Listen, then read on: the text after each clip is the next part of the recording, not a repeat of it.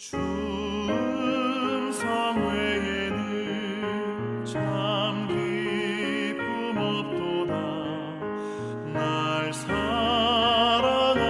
주 늘 계시옵소서. 기쁘고 기쁘도다. 항상 기쁘도다. 나 주께 왔사오니 복 주옵소서.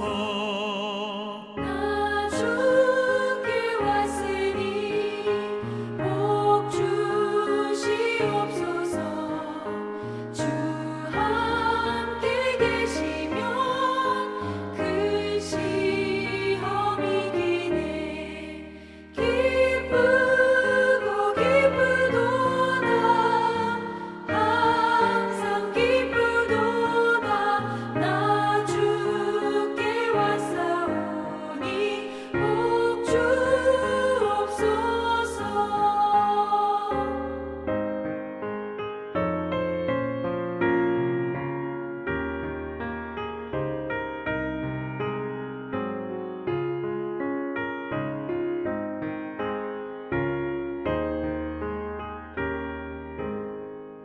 주 떠나가시면 내 생명 헛되네. 기쁘나 슬플 때 늘 계시옵소서. 기쁘고 기쁘도다. 항상 기쁘도다. 나 주께 왔사오니 복 주옵소서. 그 귀한 언약을 이루어 주시고 주 명령 따를 때 늘 계시옵소서. 기쁘고 기쁘도다. 항상 기쁘도다. 나 주께 왔사오니 복 주옵소서.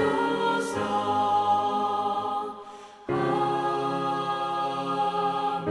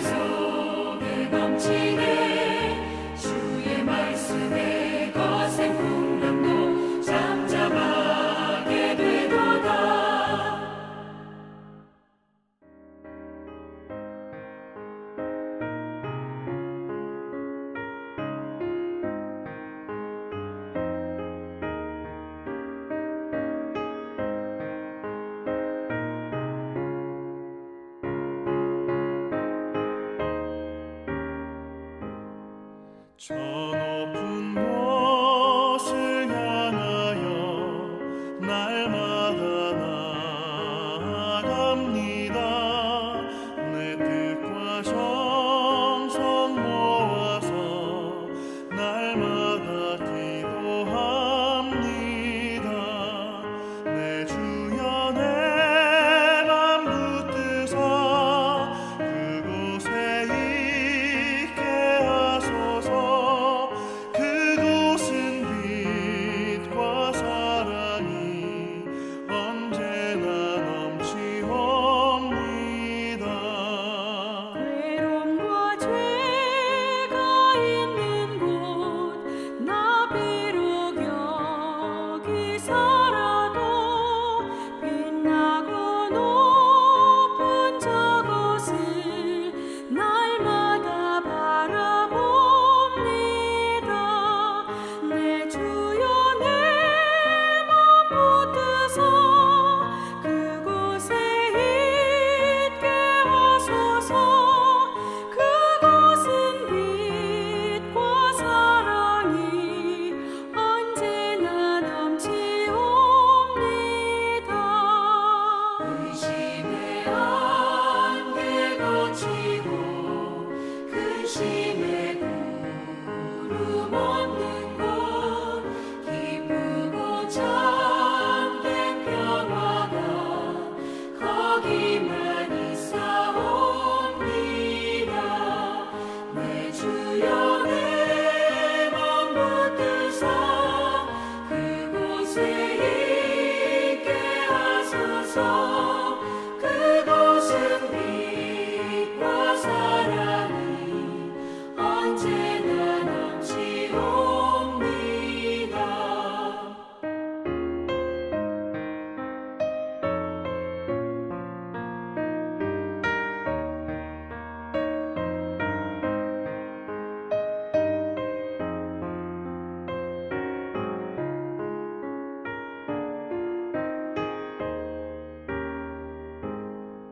험하고 높은 이 길을 싸우며 나아갑니다.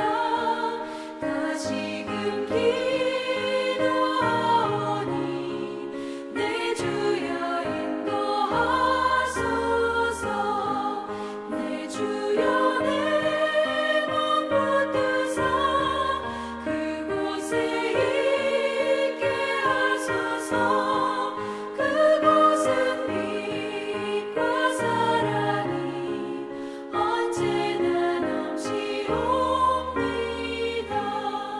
내 주를 따라 올라가 저 높은 곳에 우뚝 서 영원한 복락 누리며 즐거운 노래 부르리. 내 주여 내 맘 붙드사 그곳에 있게 하소서. 그곳은 빛과 사랑이 언제나 넘치옵니다.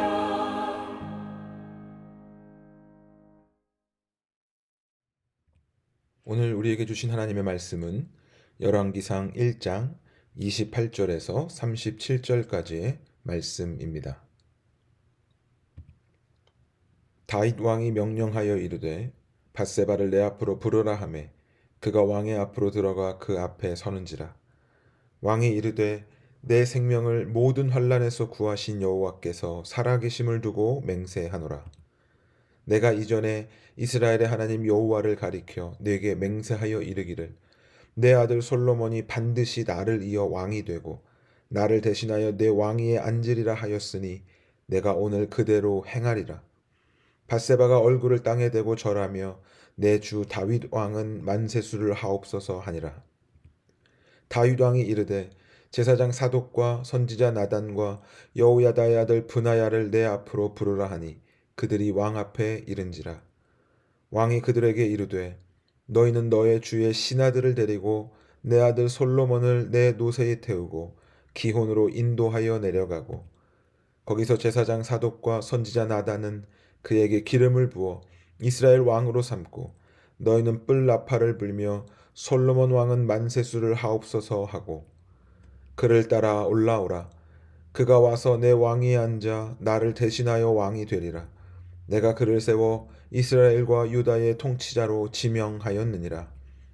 여호야다의 아들 브나야가 왕께 대답하여 이르되 아멘. 내 주 왕의 하나님 여호와께서도 이렇게 말씀하시기를 원하오며 또 여호와께서 내 주 왕과 함께 계심같이 솔로몬과 함께 계셔서 그의 왕위를 내 주 다윗 왕의 왕위보다 더 크게 하시기를 원하나이다 하니라. 아멘. 오늘 계속해서 열왕기상 1장 말씀을 함께 나눕니다. 오늘은 하나님의 구원하심이라는 제목으로 은혜를 나누기 원합니다. 하나님의 구원하심의 은혜는 성도의 삶을 통해 드러나게 됩니다.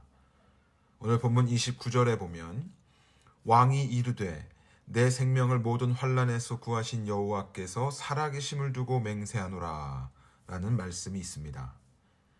이 말씀 가운데서 다윗은 지금까지 자기가 하나님 앞에서 살아왔던 그 모든 삶을 돌아보고 있습니다. 그리고 그렇게 겪어온 모든 삶의 현장에서 하나님이 변함없는 구원의 손길을 베풀어 주셨다고 고백하고 있습니다. 이 말씀을 통해서 우리는 성도의 구원이 단순히 내세에만 얻을 수 있는 그런 미래적인 것이 아니라는 것을 발견할 수 있습니다. 성경에서 가르치는 구원은 현재 우리의 삶 속에서 반드시 체험되는 것입니다. 성경에서 말하는 구원은 내세에만 있는, 즉 죽어서 유토피아 같은 곳에 가는 것을 말하는 것이 아닙니다. 이 땅에서 하나님과 상관없이 살아가거나 믿음의 삶과 세상에서의 삶을 분리시키는 그런 이율배반적인 삶을 살아가는 것을 말하는 것이 아닙니다. 그것은 성경에서 가르치는 구원이 아닌 것이에요. 그와 같은 삶을 하나님은 결코 기뻐하지 않으십니다. 성경에서 우리는 많은 믿음의 사람들이 하나님의 구원하심과 그분의 행하시는 역사를 찬양하는 것을 보게 됩니다. 특별히 그들이 노래하는 내용을 우리가 보게 되면 종말에 이루어질 죽음 이후에 이루어지는 그런 내세의 구원이 아닙니다. 오히려 현재 자신들의 구체적인 삶 가운데 경험하고 있고 역사하고 있는 그 하나님의 사랑, 그 은총을 찬양하고 있는 것을 알 수 있습니다. 예수님도 믿는 성도를 양에 빗대어 말씀하셨어요. 내가 온 것은 양으로 생명을 얻게 하고 그리고 더 풍성히 얻게 하려 함이라 하셨습니다. 주님께서 우리에게 단순히 십자가의 죽으심과 부활을 통한 내세의 구원만을 주기 위해 오신 것이 아니라는 거예요. 그분은 현세의 삶에서도 성도들이 살아계신 하나님의 생명과 은혜를 풍성히 누릴 수 있기를 바라고 계신다라는 것입니다. 왜냐하면 우리 하나님은 이 땅 가운데 친히 내려오신 하나님이시기 때문입니다. 머릿속에만 계신 하나님도 아니고 종말이 되어서야만 만날 수 있는 그런 신도 아닙니다. 우리가 믿는 하나님은 살아계신 하나님이시고 영원히 살아계시며 오늘 우리들의 삶 가운데 함께 하시며 구체적인 삶의 현장 가운데서 우리를 구원하시는 하나님이신 줄로 믿습니다. 사랑하는 성도 여러분, 인생은 체험을 통해서 성장해 간다라고 합니다. 마찬가지로 우리의 신앙 역시 체험과 함께 자라는 것입니다. 하나님께서는 우리의 신앙이 체험적인 것이 되기를 바라십니다. 그리고 그 같은 체험 속에서 우리의 신앙이 자라고 성숙하도록 이끄십니다. 성경에서 믿음의 사람으로 기억되는 모든 이들에게서 발견되는 공통점은 히브리서 나오는 말씀처럼 그들이 믿음으로써 증거를 얻었다는 거예요. 히브리서 11장 1절 2절 말씀은 이렇게 이야기합니다. 믿음은 바라는 것들의 실상이요 보지 못하는 것들의 증거니 선진들이 이로써 증거를 얻었느니라. 믿음은 이처럼 살아있는 것이어야 합니다. 왜냐하면 우리가 믿는 하나님은 살아계신 하나님이시기 때문이에요. 왜냐하면 우리가 믿는 하나님은 놀라운 능력으로 각 사람에게 믿음의 증거를 주시는 분이기 때문입니다. 사랑하는 성도님들의 삶에도 살아계신 하나님의 함께 하심과 구원의 체험이 가득하기를 예수님의 이름으로 축복합니다. 또한 하나님은 환난 중에 있는 자를 능히 건져내시는 분이라는 것을 오늘 말씀을 통해서 우리는 알 수 있습니다. 우리가 다시 29절을 보게 되면 왕이 이르되 내 생명을 모든 환난에서 구하신 여호와께서 살아계심을 두고 맹세하노라 라는 말씀이 있죠. 여기서 다윗은 하나님을 가리켜서 지금까지의 모든 환난 가운데서 자기를 건지신 분이다 라고 고백하고 있습니다. 여러분, 지금의 이 상황을 한번 생각해 보십시오. 긴급한 상태에서 구체적인 답변을 요구하고 있는 밧세바에게 다윗이 이렇게 말하는 이유가 무엇입니까? 그것은 지금 아도니아의 반역 때문에 공경에 처해 있고 아주 긴급한 그런 상황에 있지만, 그러나 지난날 자신을 환난과 위기에서 건져주신 하나님이 이 일에서도 건지실 것이라는 확신을 주기 위해서예요. 성경에서 우리는 많은 성도들이 의롭게 살아가면서도 많은 핍박과 환난 속에서 살아가는 것을 보게 됩니다. 대개의 경우 그들이 잘못해서라기보다는 의롭게 살려 하다가 생기는 환난이었고, 어떤 경우에는 그들이 단순히 하나님을 믿는다는 이유 하나 때문에 감내해야 하는 그런 고통이었습니다. 그러나 그들은 그 고통 속에서 패배자나 실패자로 남겨지지 않았습니다. 그들은 결국 승리하였어요. 대표적인 예로 다니엘의 세 친구인 사드락과 메삭과 아벳느고가 그러했습니다. 그들은 하나님을 믿었기에 왕의 명령을 따르지 않고 왕이 세운 금신상에 절하지 않았습니다. 그로 인해 모함을 받게 되었고, 결국 그들은 왕의 명령을 따르지 않아서 풀무불에 던져질 위기에 처하게 됩니다. 그러나 그들은 신앙을 포기하지 않으면 화형에 처하겠다는 왕의 경고, 그리고 그것을 위해 예비된 극렬히 타는 풀무불 앞에서도 조금도 두려워하지 않았습니다. 목숨을 구걸하려 하지도 않았고 어떤 조건을 내걸면서 타협하지도 않았습니다. 도리어 당당하게 느부갓네살 왕에게 이렇게 말했습니다. 만일 그럴 것이면 왕이여, 우리가 섬기는 우리 하나님이 우리를 극렬히 타는 풀무 가운데서 능히 건져내시겠고 왕의 손에서도 건져내시리이다. 그리 아니하실지라도 왕이여, 우리가 왕의 신들을 섬기지도 아니하고 왕의 세우신 금신상에게 절하지도 아니할 줄을 아옵소서. 놀라운 고백을 하고 있어요. 여러분, 이들이 이렇게 믿음을 지킨 그 결과가 무엇입니까? 그들은 하나님의 능하신 손에 의해 구원을 받았고, 그 맹렬히 타는 불 속에서도 자기를 지키시는 놀라우신 하나님을 체험하였습니다. 아울러 그들을 모함했던 모든 악한 자들이 도리어 그 심판의 자리에 던져지고 말았습니다. 이 일로 인해서 하나님의 이름은 영광을 받게 되었고, 그들의 믿음으로 인해 이 세 사람은 그 나라에서 더욱 존귀하게 되었습니다. 때로 성도들은 하나님을 믿기 때문에 세상에서 환난과 어려움을 당하기도 합니다. 그러나 그런 것들을 결코 두려워하지 마시기를 주의 이름으로 축복합니다. 왜냐하면 우리가 믿는 하나님의 능하신 손은 그 모든 환난과 어려움보다 훨씬 강하고 크시기 때문입니다. 주님께서는 우리에게 의를 위하여 핍박받는 자는 복이 있나니 천국이 저희 것임이라 라고 말씀하셨어요. 여러분, 실로 놀라운 말씀입니다.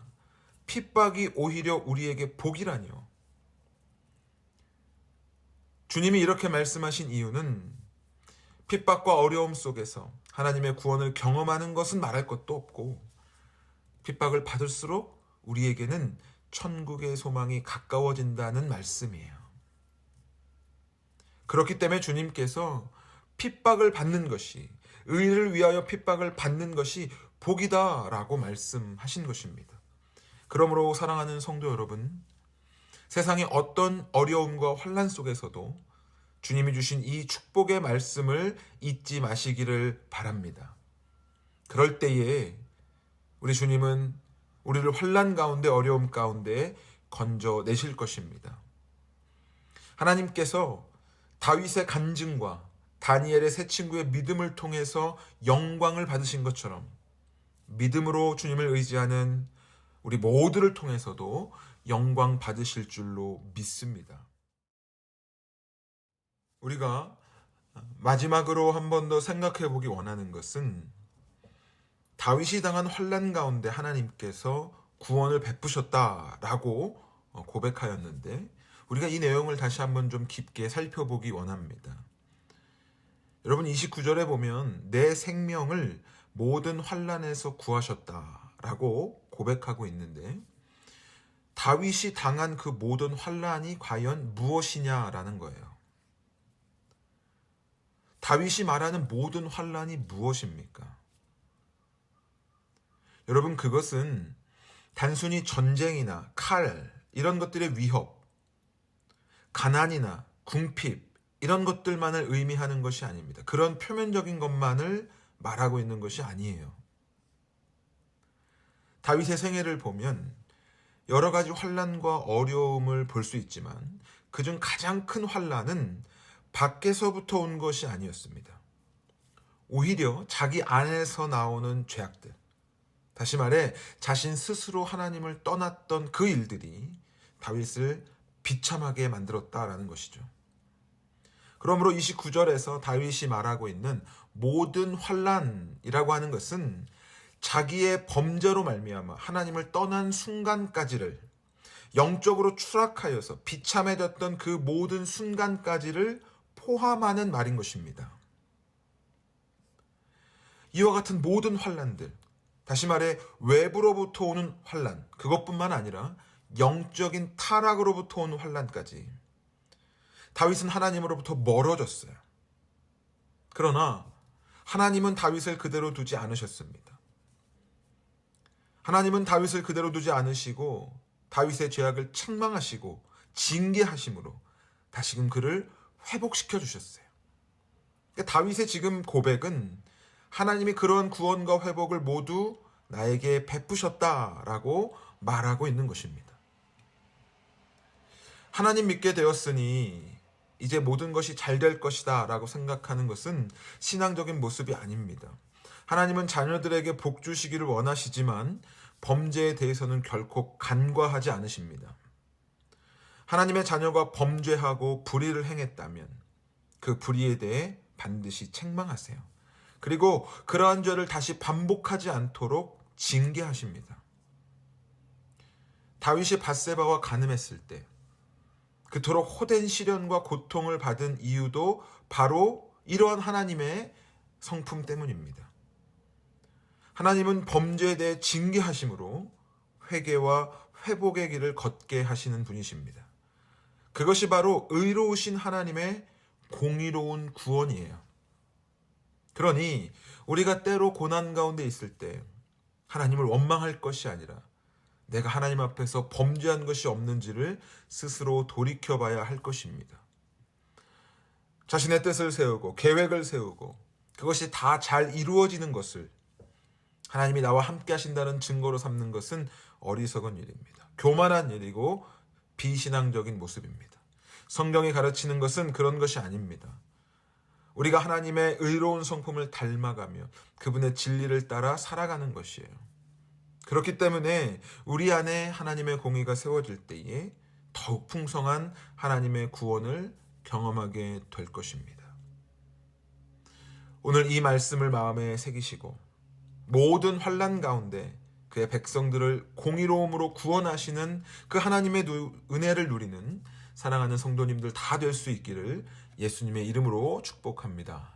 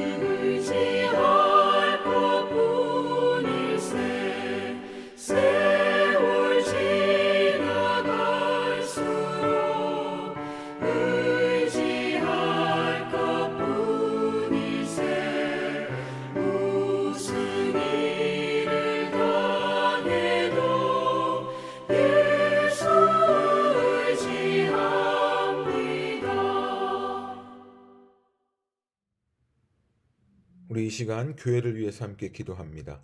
힘써 모여 예배하고 기도하는 교회, 힘써 흩어져서 복음을 전하고 사랑을 나누는 교회가 되게 하여 주옵소서. 참 소망과 위로의 주님을 바라보게 하시고 찬양과 감사가 끊이지 않는 교회가 되게 하여 주옵소서. 주님의 참된 제자로 살아가는 성도가 날마다 더해지고 세워지는 교회가 되게 하여 주옵소서.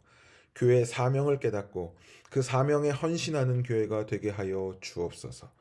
우리 시간 교회를 중보하며 기도하겠습니다.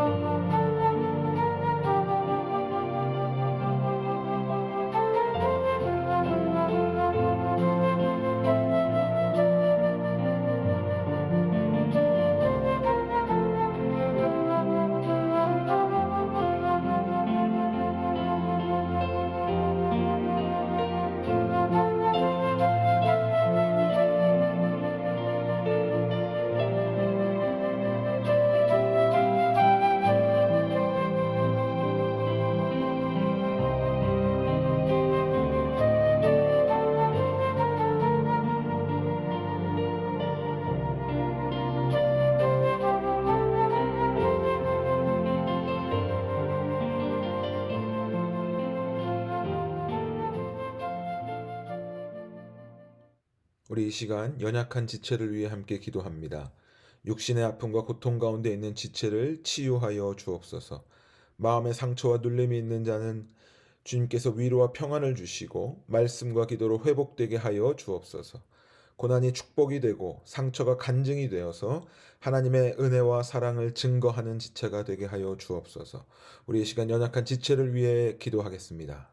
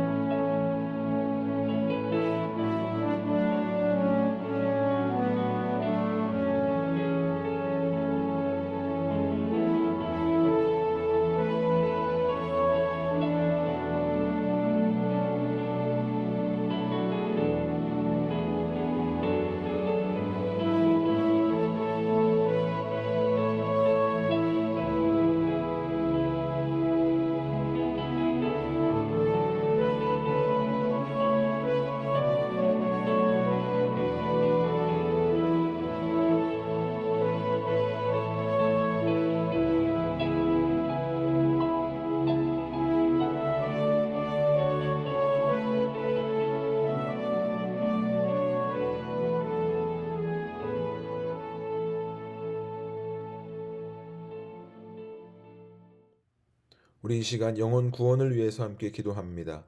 교회로 인도할 사람을 만나게 하여 주옵소서. 복음을 전할 영혼을 허락하여 주옵소서. 영혼을 구원하기 위하여 뜨겁게 기도하게 하시고 성령 충만하여 전도에 힘쓰게 하여 주옵소서. 우리 이 시간 마음속에 있는 태신자 이름을 불러가며 그 영혼을 주님께 의탁하며 함께 기도합니다.